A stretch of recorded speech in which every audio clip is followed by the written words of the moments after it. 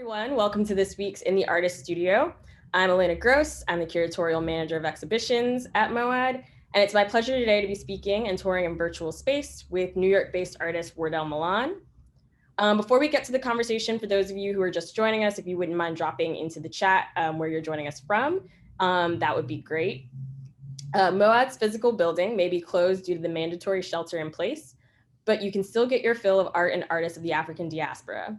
Each Wednesday at 1 p.m. Pacific Standard, join MOAD staff members like myself as we visit some of our favorite artists in their studios to see what they're currently working on and how their work is changing as a result of quarantine. This is a rare opportunity to hear from artists directly from their studios. We will follow all talks with an audience Q&A, so please feel free to leave your questions in either the chat box or the Q&A box, and we'll get to those at the end of the program. And please visit our website to see which artists we have coming up. You can also go back and watch all of our past talks on the MOAD YouTube channel.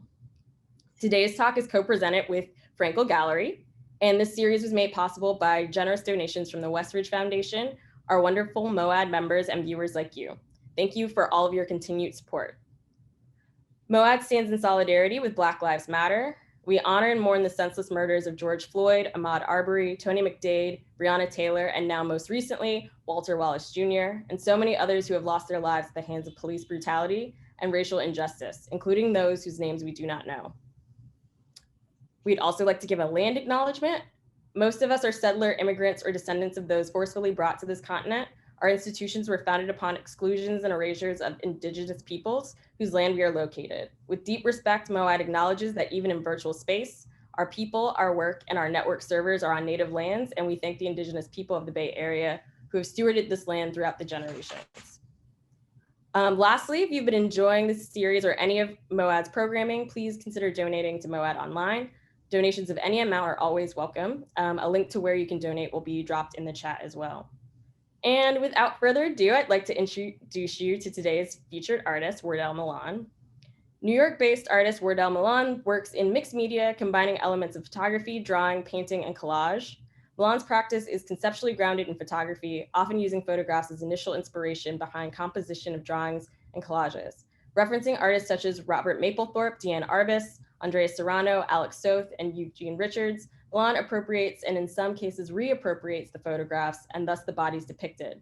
Milan also uses images and objects to establish allegorical connections between history and contemporary events.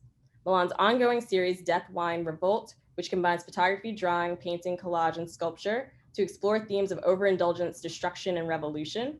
While earlier series such as Parisian Landscapes looked inward to personal questions of freedom and desire, Milan made the works on view in response to the turmoil of the global moment. And Death, Wine, Revolt will be on view at Fraenkel Gallery starting tomorrow, I believe. That's yes, right. October 29th. Yeah. So welcome, Wardell. It's so nice to be in conversation with you again. Hey, it's a pleasure to be here. And it's always great to have an opportunity to chat with you. Yeah, I remember we were just talking about how just a year and a half ago, your previous exhibition at Fraenkel, we got a chance to talk a little bit about that work. And so I'm really excited to be able to have another conversation with you around this brand new body. But before we kind of jump into the juicier questions, I always like to start out asking the artists, if they would not mind, to like show us a little bit of their working space and their studio space so that we can feel like we're in the room with you. Yeah. We could quickly scan. So before I do that, the studio that I'm in now is we call the dry studio. And in this space, I work on like the drawings and the oil paintings. The second space, which is called the wet studio, is where all the I feel like there's a bad joke about to happen right there. Is where all the sculpture work happens, as well as like the paintings on canvas where I'm using acrylic paint. So here, I'll start on the cart. So here's the space I'm in now. It's my desk. Very official looking studio. Back here is Chester. I have many naps on Chester. And then, behind in the corners, paintings on panel, some works in progress. I'm not sure exactly what's happening yet. This chair here is Richard by the brilliant artist, Richard Archweiger. I'll sneak up on Noah. And here's the office. Oh, That's wow. Noah he's Hi, welcome. he's not really working. Okay. So that's what's happening in this part of the studio. So a little insider. That's so much space. How long have you been in this particular studio? I've been in this studio for the beginning of this year, and I got this space. But next door, I've had that space for, I guess, 2 years, and I've been in this building on different floors for the last, I guess, 5 to 6 years. So I've been in Long Island City and in this building for quite some time. And how has kind of the shelter in place, which I know has just lifted actually in the last few months for New York, but how was the period of shelter in place for you and for working in this space? Were you able to be in the studio a lot? Did you have to start working out of your apartment? I tried working out of my apartment. That does not work for me. So I was still coming into the studio when we were supposed to be sheltering in place and taking the train. The rest of the crew here, we decided that it was smart for them not to come to the studio. Noah actually went up to Vermont, and then May, who's not here today, they were working from home. So I was the only one coming in and taking the train, and so I've had the opportunity to see the city go from shelter in place, and there would be no one on the train but me, to kind of the reemergence of the city and it slowly, partially coming back to some sort of semblance of normalcy. But for my own mental health, I had to continue to come into the studio. I just made sure I was wrapped up like a condom when I got on the subway. But probably what we all should have been doing since the beginning. Right. But I knew that if I just continued coming in, that wouldn't be healthy for me mentally. Yeah. So you clearly were very productive during this period of time, as you now have a brand new show opening. Would you say that some of the experience of taking the subway, I just think about all of the different faces you passed, and just thinking about my own experience in this city in San Francisco and seeing, going from being constantly mobbed with people to only, very few people kind of on the streets, and there's this like weird zombie-like quality. Did any of that experience, I guess, of the last few months of kind of traveling between spaces, do you think that any of that has found its way into the works that you made during this period? Yeah, definitely. That was the interesting thing about working during this period, particularly when working on pieces that I began before the pandemic and before shelter in place, and then returning to some of that work, but returning to the work with a completely different set of ideals, our experiences, even topics that I wanted to bring into the work. So it was kind of like, we started here with this piece, and now I want to take it or discuss this with a certain piece that had already been birthed. But with the new works, particularly with one of the pieces that's in the show titled Parade, part of the thinking with that was considering how bodies move in unison,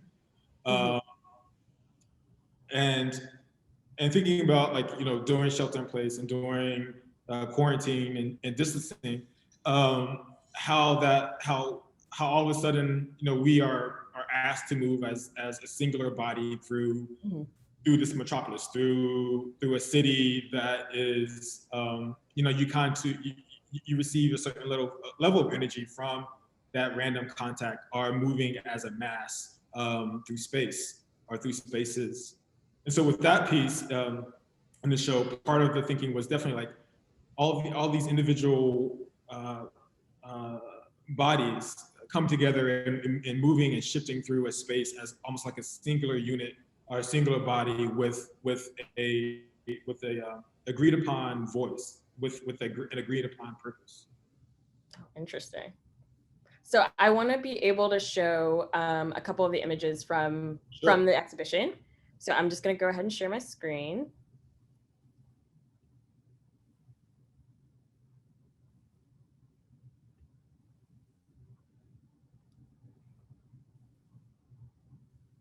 Yeah, so I just, just to start out, I first kind of became more deeply aware of your work and started thinking about your work from your previous exhibition at Fraenkel Parisian Landscapes.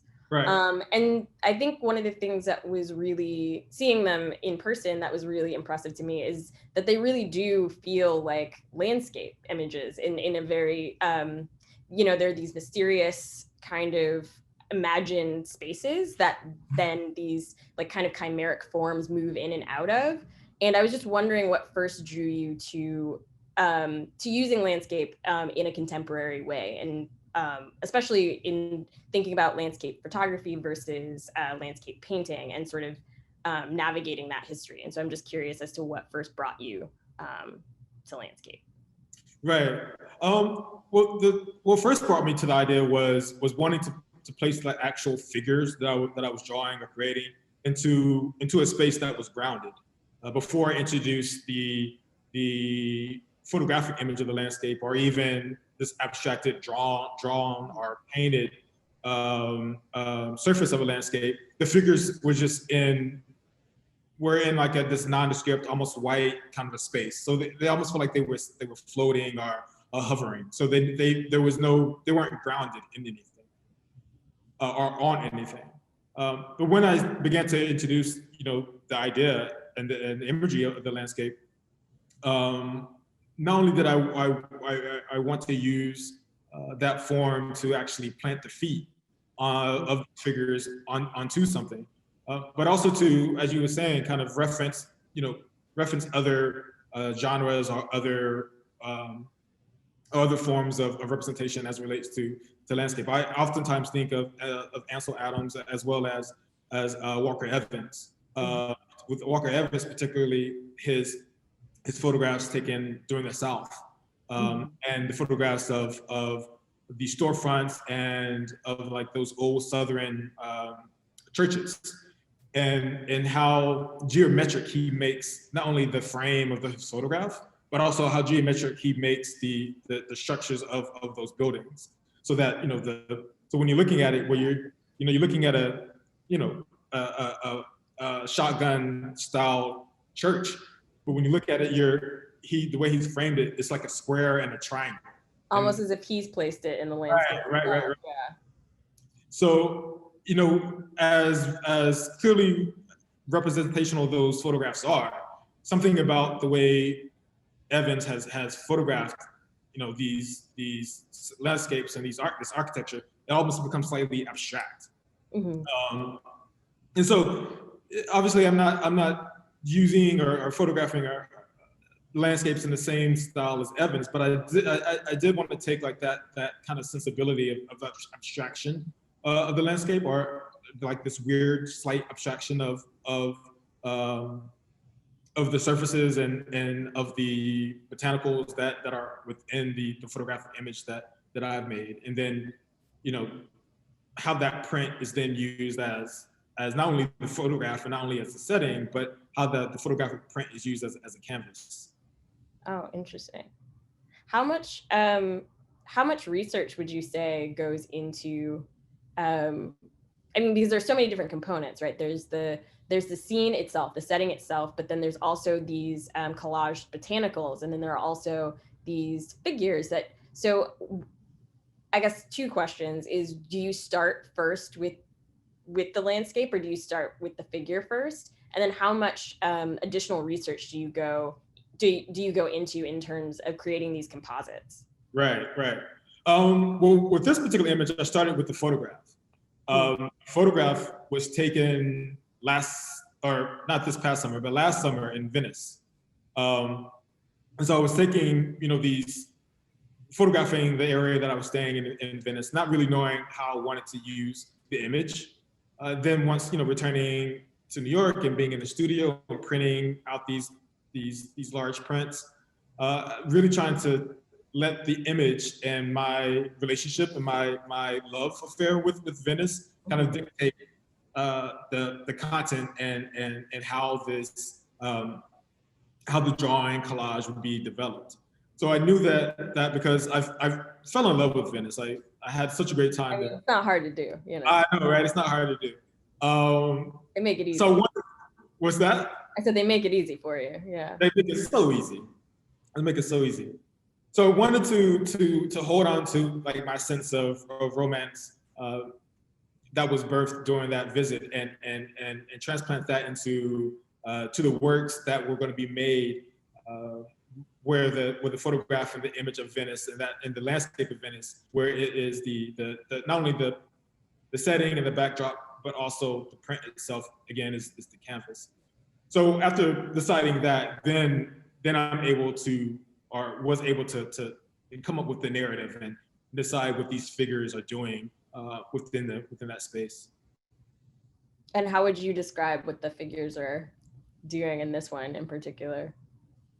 Yeah, I would say it is the thinking is a continuation from some of the work that I made and showed during my first solo show at Fraenkel, where I am creating figures that are gender fluid or gender questionable, where it's brown and black figures. It's a female figure. It's the figure that are on the margins, those who are on the peripheral, and wanting to create a landscape or a space for them to exist with a sense of freedom and liberation, with a sense of I just lost the word, starts with an A, affirmation.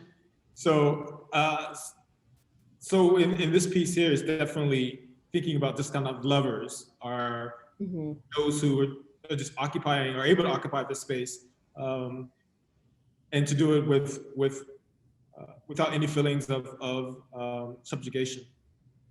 They're sort of in that way. They're sort of utopian figures. It feels, and utopian spaces that you've kind of constructed for these beings to exist, as you're saying, outside of subjugation, outside of restriction. Like there's an element of play as well. Yes, absolutely. Yeah, I mean, because I definitely want there to feel like there's a sense of playfulness, even amongst all the like chaos and nonsense of everything. There's, we still have to have hopefully moments of joy and moments of playfulness within our daily lives. Yeah, let's hope so. I feel like that this kind of brings me to my next question, which is about how all of these spaces, actually, I want to stay on this one for a little while longer. All of these spaces, in your use of place, in the way that you ground these scenes, you ground these spaces, they take on the form, they reference real places, like Venice, like Memphis, like Paris, but at the same time, they feel the way you've captured them and the way you've treated the surface, they become almost unrecognizable. Like they both feel familiar, but also you're not entirely certain where you're looking or what you're looking at. And right. I was just wondering if you could talk a little bit about that. Is that intentional to sort of expand the way to depict a location and a locale in a way that we've never been used to seeing that particular place before, and to think about Venice in this completely new this new presentation? Yeah, I think part of it is, although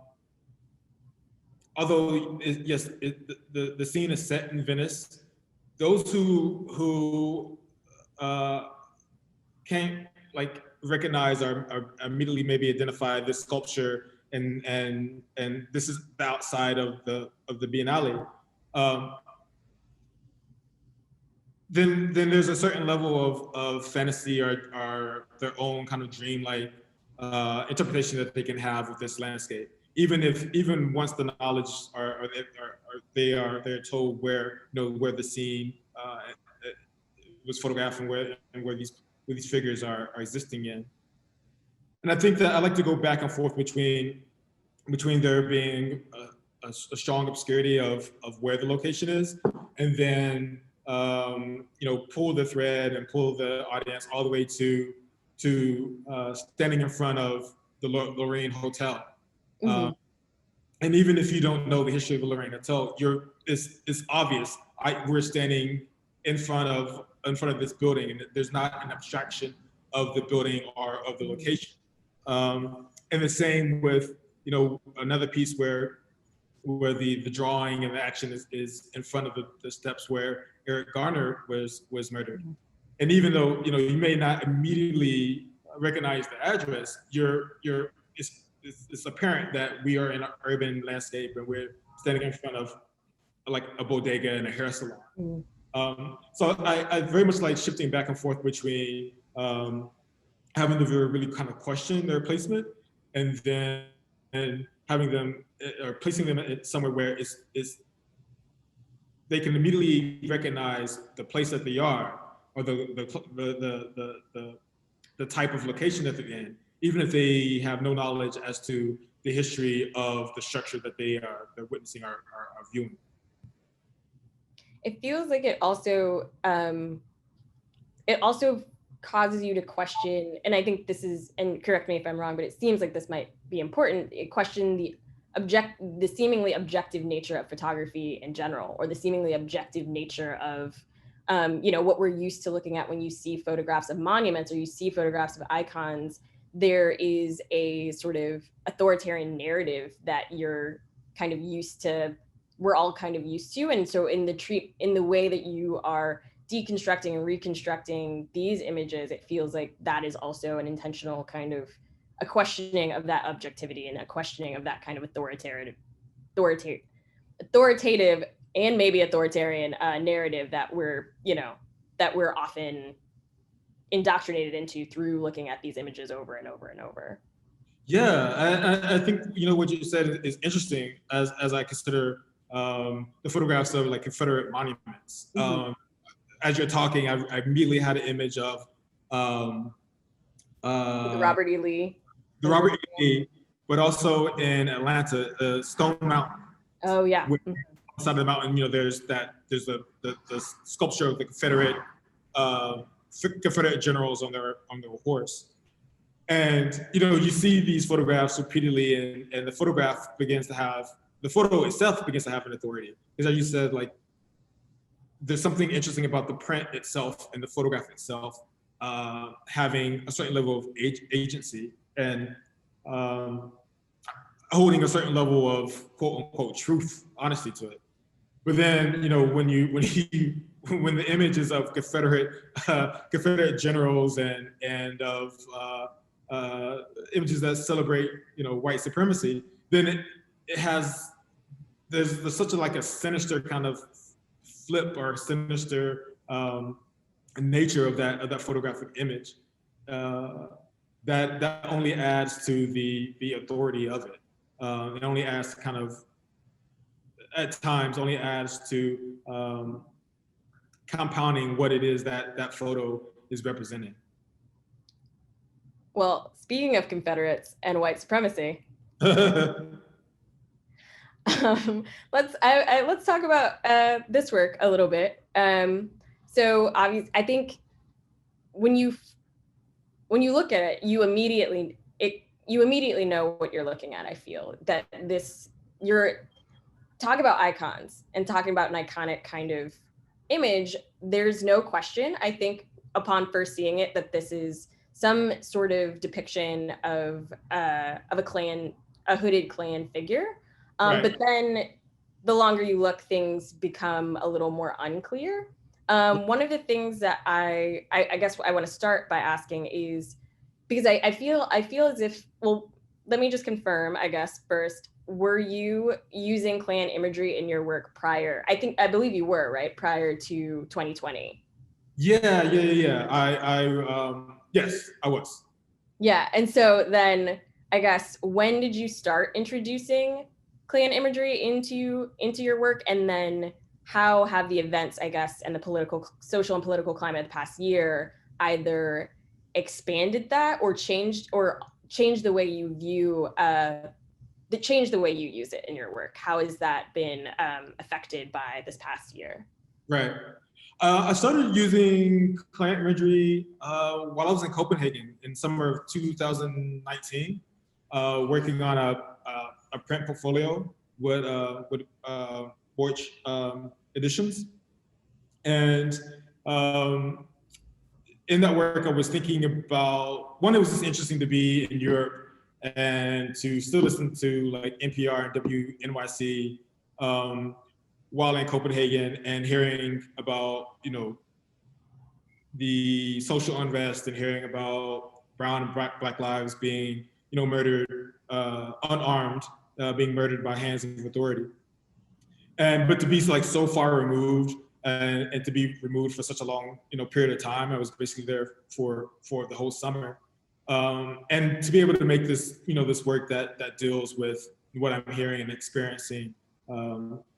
So that was really that was really the first time I used the Klan image in such an obvious way.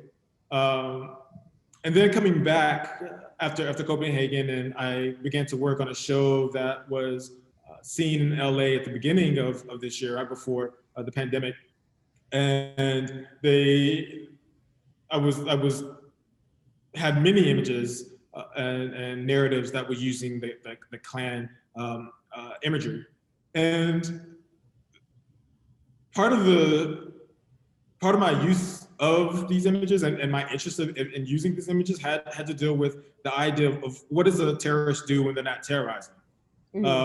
You know, what does the family of a white supremacist do when they're not, you know, chanting and disseminating hate, and they're eating cereal in the morning? Someone's making a pot of coffee and someone is taking the child to school. So, you know, and when I've had conversations with certain people, they're like, well, you're trying to humanize these people. I'm like, well, they are, you know, they are human. They're just extremely hateful. But that just became really curious to me to think about, you know, like how the banality of evil. Yeah, the banality of evil. So in the work that was in, you know, in LA, I had drawn and created images of Klansmen eating, you know, breakfast, and you know, Klansmen in a group and chatting amongst each other. And so in this image here is a similar thinking. Like these, you know, these 5 Klansmen, they're standing here in the hills of California, and, you know, obviously, you know, the action and the engagement is, we're unsure as to what they're doing, but it's you know, it's a friendly exchange. And part of the reason why I wanted to put them in the hills of California, one, this is a photograph I took while I was out in LA earlier this year. But I wanted to just to make a call that, you know, this type of hatred and the ideas of white supremacy and the ideas of the Klan, you know, these people live, you know, they live in the hills of California. They live in Los Feliz, and I think that's really, so that's one of the things that I noticed in terms of this being located in Los Angeles, is that I think there's a lot of, when you're used to seeing Klan imagery, especially right now, when you're used to seeing Klan imagery or Confederate monuments, what we're used to seeing are these images of the South. Yeah. You know, the two become correlated in your mind in a certain way. But then locating these figures in California really brings the conversation around just how widespread and rampant and ubiquitous white supremacy is outside of these locations, these specific locations and these specific things that you're used to seeing. And I think that was really important. I think there's a history and a relationship to anti-Black racism in California specifically that doesn't, you know, that's not what the images are. Like, that's not what we don't really explore as much. We don't talk about. And so it seemed really interesting, the choice to locate these figures and to name this place in its specificity. Yeah, for sure. Yeah, I think that, as you were saying, I think so many times people have this image of the Klan, and they're circled around a burning cross in Mississippi or Alabama or Tennessee. But yeah, this level of hatred and it is ubiquitous. It exists. It knows no borders, really. Yeah, absolutely. So I feel like there's in 2020 right now, especially, I don't think you can kind of have a conversation around Klan imagery in art without also thinking about the very recent, very public, widespread controversy around the postponement, or what some are considering censorship of the Philip Guston exhibition. Has that conversation crept into conversations you're having around this work? Has it changed the way you view the work? Has it changed how you think the public might respond to the work? I mean, first, I think it's unfortunate that those institutions felt as if they needed to postpone or censor the show. The first censorship happened in 1930 when Guston first exhibited some of these earlier works in Orange County, California. So it's really unfortunate that all these years later, now these institutions, which we look to be drivers of culture and of intelligence, think that they needed to censor the show. I haven't, because of that, I have in no way thought that I should change the direction of what I'm doing or become nervous by how the work may be received. And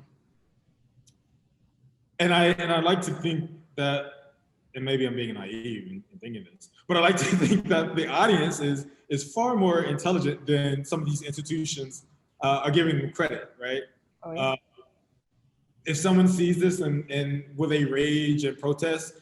If they see the work, oh my God, I hope so. Please do.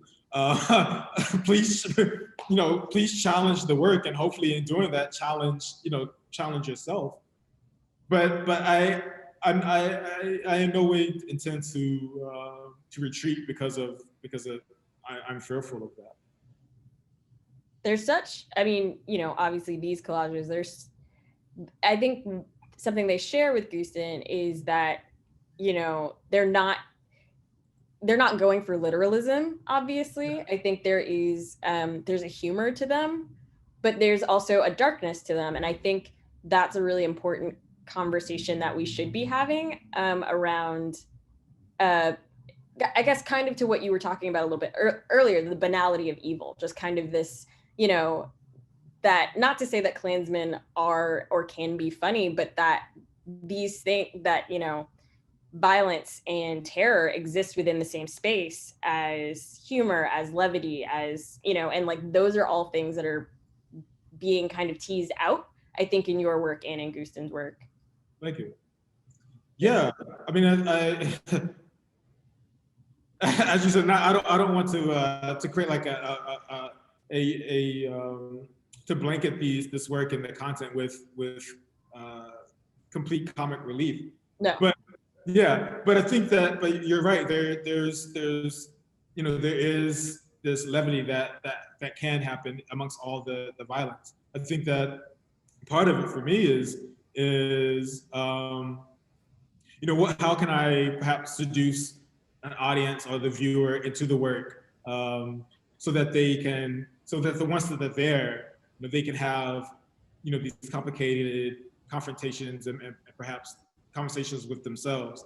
So if they see the work and they're first attracted, or the first response is that of comic relief, or that of something that's perhaps a little bit more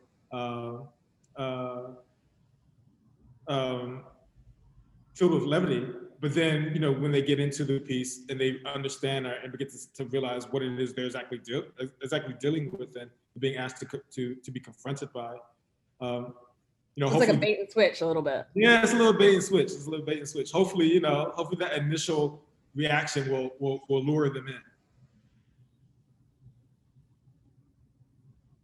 So I next want to talk about this piece for a little bit.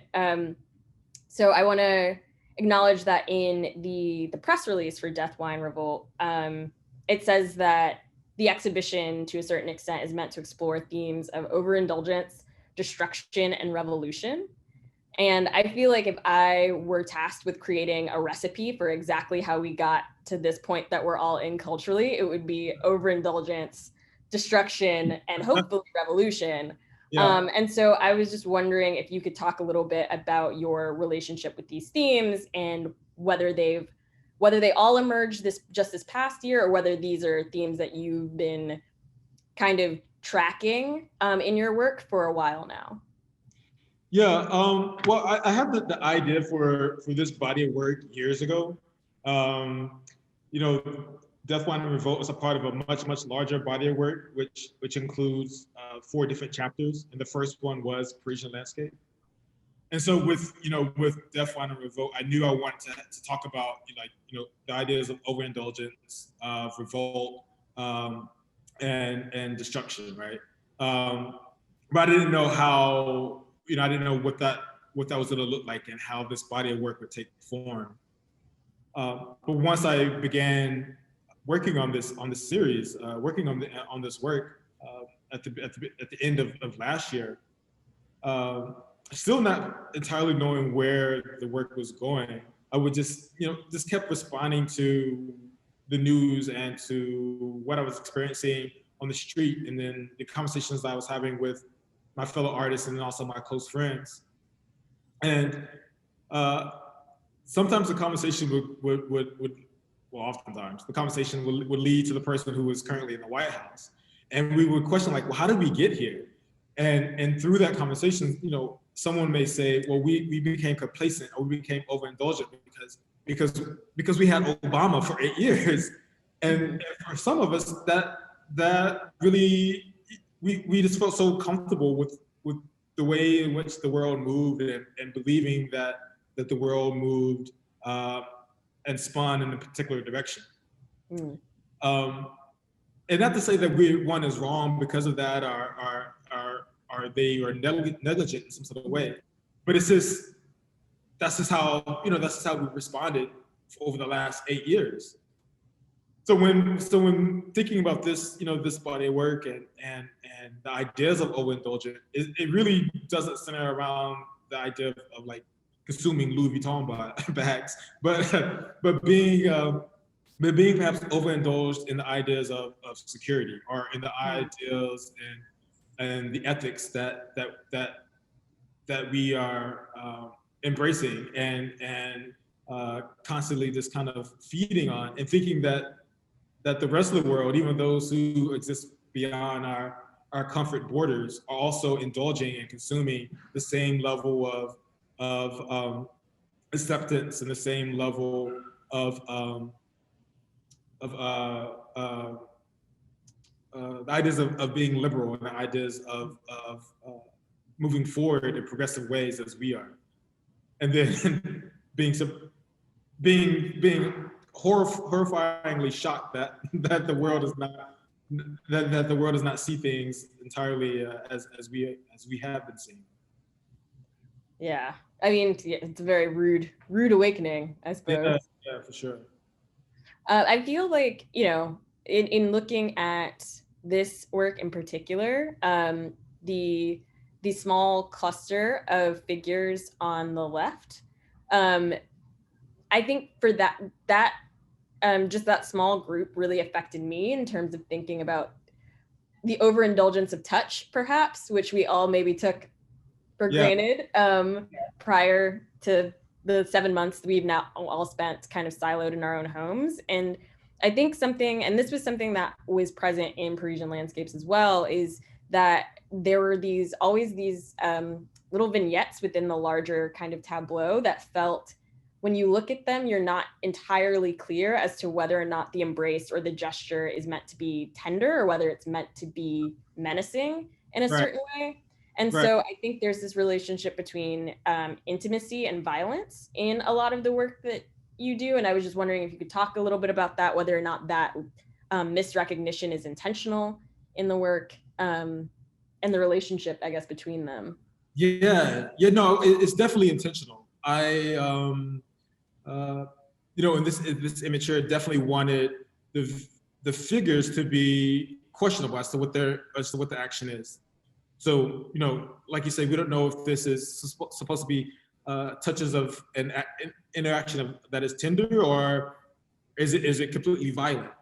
Mm-hmm. And then, placing these figures in front of the location where Eric Garner was murdered, this adds even another layer of uncertainty and Mm-hmm. puzzlement as to what these figures are.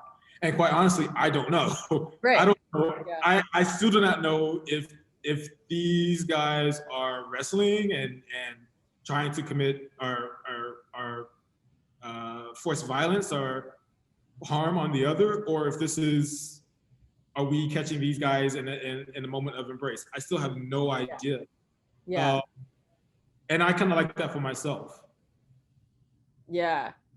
I think it feels like this moment of mourning, either way, they're either holding each other or they're like tearing each other apart, which feels like so accurate for just kind of the time we're living in right now. And also, especially, killings such as the killing of Eric Garner, like, how do you respond to that? Like, what mourning and what grief looks like can be both, it can be warm, but it can also be incredibly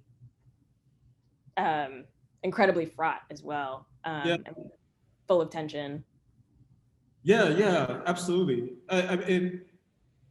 We went, me and the studio, we went to this location to make these images, and went like early morning to Staten Island, and it's such a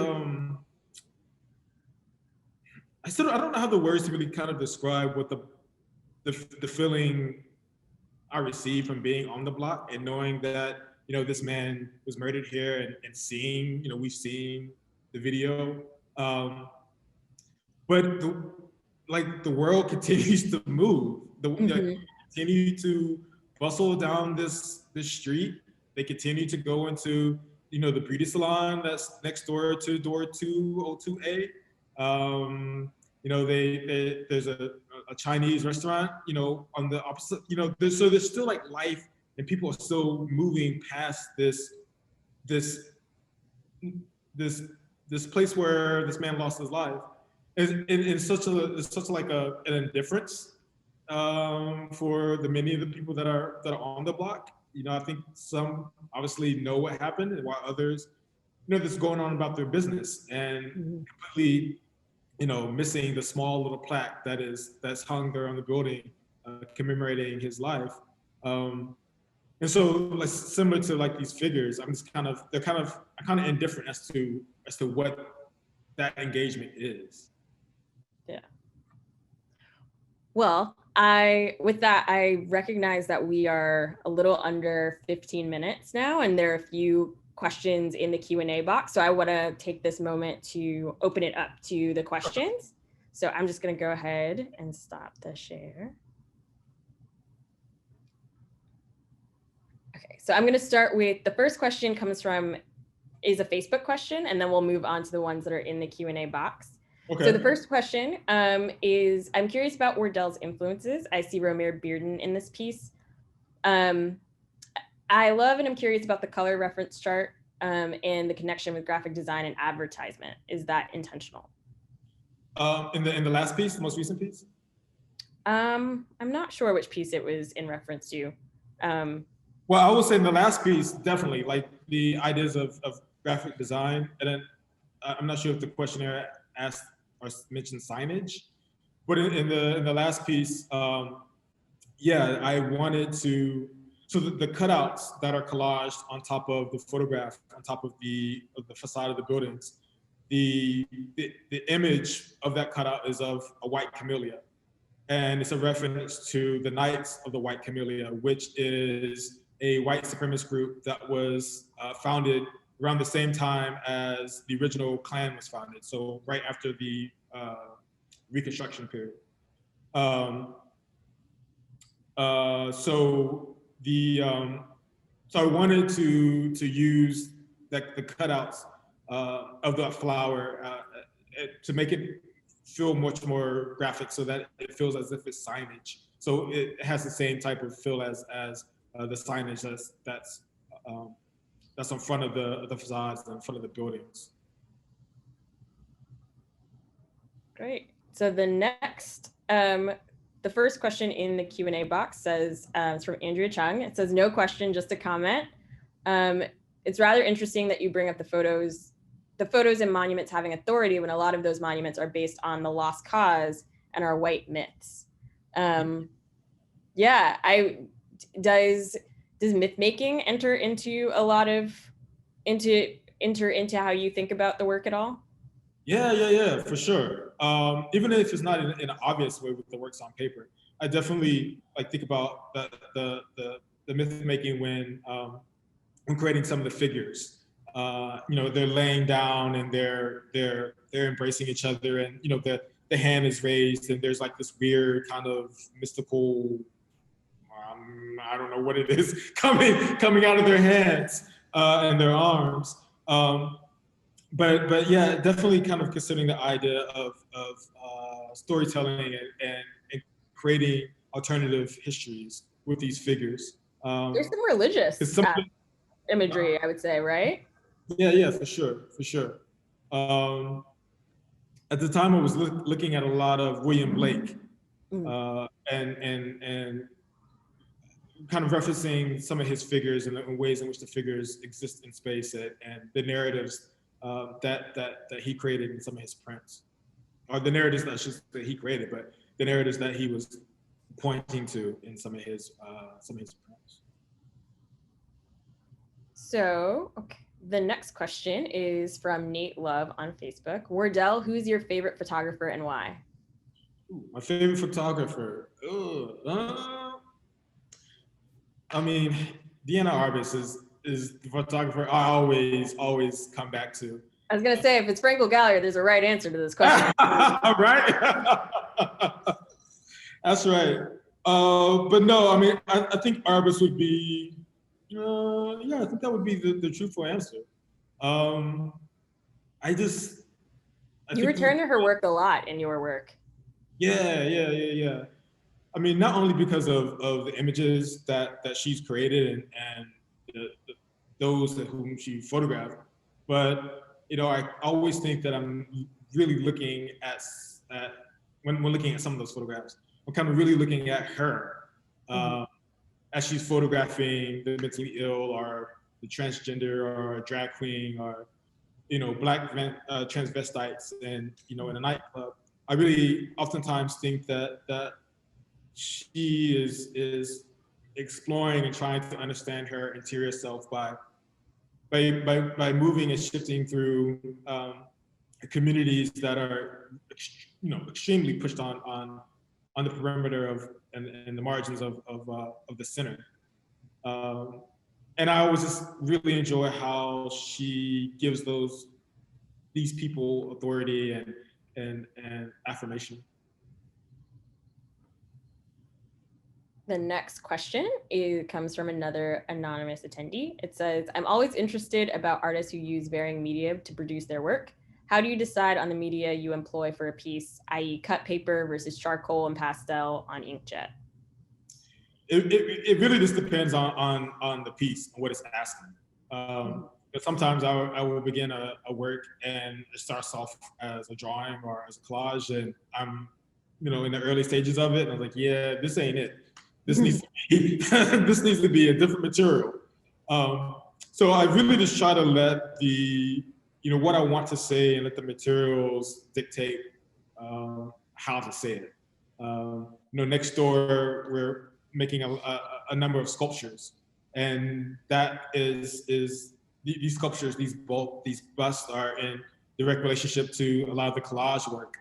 And I came to this body of work, this new sculpture body of work, because the collage work at a certain point in time, they're like, yeah, bro, we can only do so much. You got to find a different material to do what you would like for us, which we are paper to do. So it really does depend and is oftentimes dictated on the work itself and what I'm trying to ask of it and what it can do for me. Is there any medium you haven't worked with much yet that you're excited or you're hoping to start to build into your practice at all? Performative work. I haven't really worked much in performance, but I'm beginning to prepare for a solo museum show at the Bronx Museum, which opens spring of next year. And a part of that, thank you. A part of that show is this collaborative performance piece. And so I am dancing in or performing in 2 of the pieces. So it would be real interesting to see how that works for me and using my body. Yeah. I mean, performance in general, I can see the relationship. Obviously, dance, I think, especially in the work, you know, the works on paper or in the collage work, I can see how it would translate. It'll be interesting you using your own body in these pieces. Yeah, tell me about it. I'll send you a text. I'll let you know how it goes. Yeah, please, like, keep me updated. So the last question in the chat box is, your work contains lots of imagery that references wrestling and boxing. In thinking of your last show at Fraenkel, what draws you to these sports? Are you a former boxer or wrestler, or do these represent something else for you? Yes, I used to train, like years ago, I used to train in boxing. And during that training, I became, one, I just did because I enjoyed the sport, but as I was training, the relationship between the fighters became really interesting to me, because, you know, we get into a ring and you are agreeing, there's this agreement that happens once you get to the ring to exchange a certain level of violence upon each other, to each other, on each other. And now I've been training a lot for the last year and a half, I guess about a year and a half, in martial arts, like mixed martial arts. Mm-hmm. So I'm very much interested in that type of combat and physicality and the exchange of violence. Yeah, it's a good like therapy and counseling, I would say.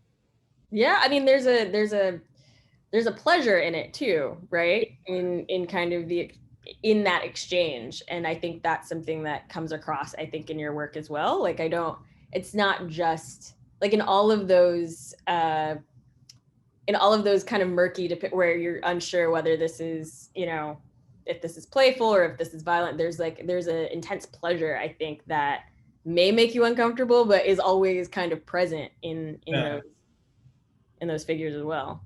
Yeah, I would say so. Thank you. Yeah. I'm not sure if this is a question or if it's just a comment, but someone wrote, interesting boxing and sports reference makes me think of recent Clotilde Jimenez show. Are you familiar with that work? No, I'm not.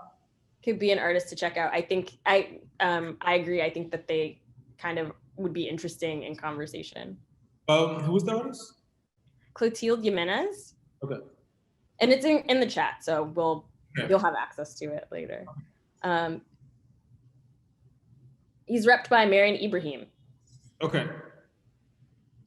So I guess the last thing I want to leave us with is if there's anything in particular that you want to, outside of your exhibition that's opening at Fraenkel Gallery tomorrow, if there's any other upcoming work or residencies or anything that you'd like to plug, please let everyone know how they can continue following and seeing your work.